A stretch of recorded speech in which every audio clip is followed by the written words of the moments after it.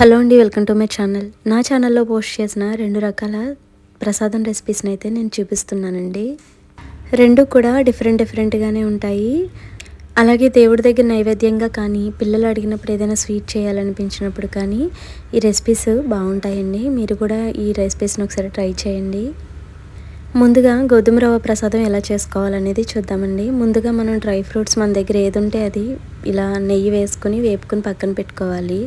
ఈ గోధుమ రవ్వ ప్రసాదంలోకి నెయ్యి ఎక్కువగానే పడుతుంది. నేను ఇక్కడ 2 స్పూన్ల నెయ్యి అయితే వేసుకున్నాను. కావాలంటే మీరు ఎక్కువ వేసుకోవచ్చు. డ్రై ఫ్రూట్స్ వేగిన తర్వాత వాటిని పక్కకి తీసేసి గోధుమ రవ్వను కూడా మనం దోరగా వేపుకోవాలి. ఇలా సిమ్లో ఉంచుకునే వేపుకోవాలి. మాడకుండా లోపల వరకు బాగా వేగితే గోధుమ రవ్వ ప్రసాదం పొడి పొడిగా చక్కగా వస్తుంది. ఏదైతే కప్పుతో గోధుమ రవ్వ తీసుకున్నామో ఆ కప్పుతో 2 కప్పులున్నర వాటర్ వేసుకొని మరగనివ్వాలి.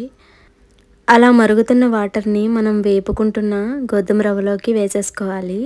ఇలా వేసుకున్న తర్వాత బాగా కలుపుకోవాలి. గోధుమ రవ్వ మొత్తం అంతా ఉడుకుతూ ఉంటుంది. మనకి ఇలా 80% ఉడికిపోయిన తర్వాత అందులోకి ఏదైతే కప్పుతో మనం గోధుమ రవ్వ తీసుకున్నామో ఆ కప్పుతో 1/2 కప్పు బెల్లం, అలాగే 1/2 కప్పు పంచదార కూడా వేసుకొని బాగా కలుపుకోవాలి. స్వీట్ తినేవాళ్ళు ఫుల్ కప్పు వేసుకోవచ్చు.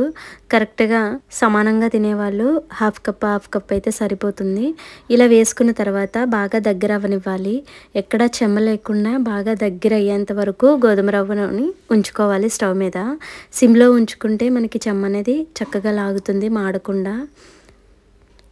ఇలా పూర్తిగా ఉడికిన తర్వాత దీంట్లోకి చిన్న జాజికాయ ముక్క, అలాగే 2 లాలిక్కాయలు కూడా వేసుకుని వాటిని బాగా దంచుకొని ఈ ఉడుకుతున్న ప్రసాదంలోకి వేసేసుకుంటే మనకి స్మెల్ అనేది చాలా బాగుంటుంది. ఫ్లేవర్ కోసం ఖచ్చితంగా ఈ 2 వేసుకుంటే ప్రసాదం టేస్ట్ ఇంకొంచెం మనకి బెటర్గా వస్తుంది.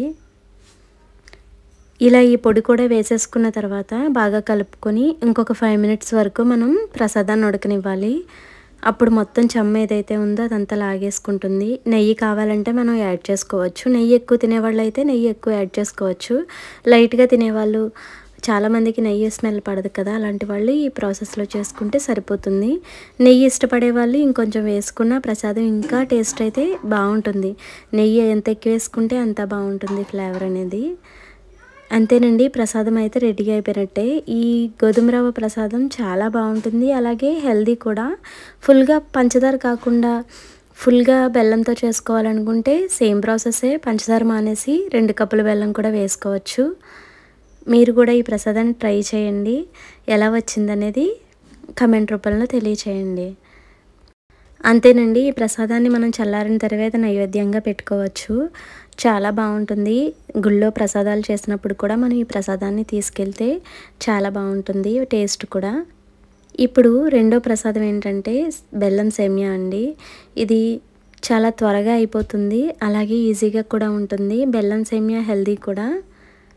దీనికోసం మనం ముందుగా నెయ్యి వేసుకుని సేమ్ ప్రాసెస్, డ్రై ఫ్రూట్స్ ఏదైనా ఉంటే మనం వేపుకొని పక్కన పెట్టుకోవాలి.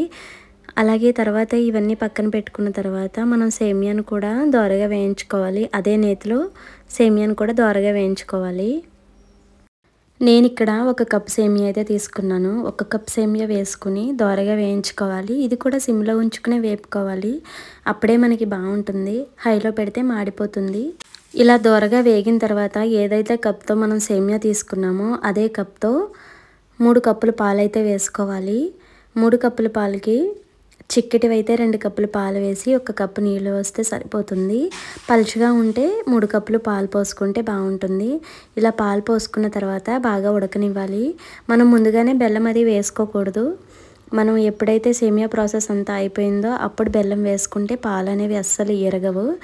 మామూలుగా బెల్లంతో చేస్తే చాలామందికి పాలు విరిగిపోతూ ఉంటాయి కదా, అలా కాకుండా సేమియా మొత్తం ఉడికిన తర్వాత బెల్లాన్ని వేసుకోవాలి.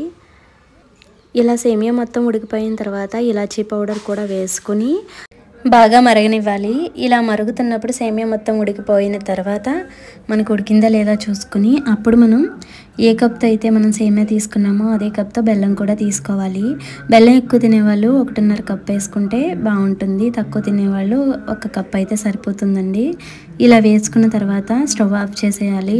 మనం బెల్లం వేసిన తర్వాత ఎక్కువ మరగనివ్వకూడదు. బెల్లం వేసిన వెంటనే స్టవ్ ఆఫ్ చేసేసి మనం కలుపుకోవడమే. ఆ వేడికి బెల్లం కరిగిపోతుంది.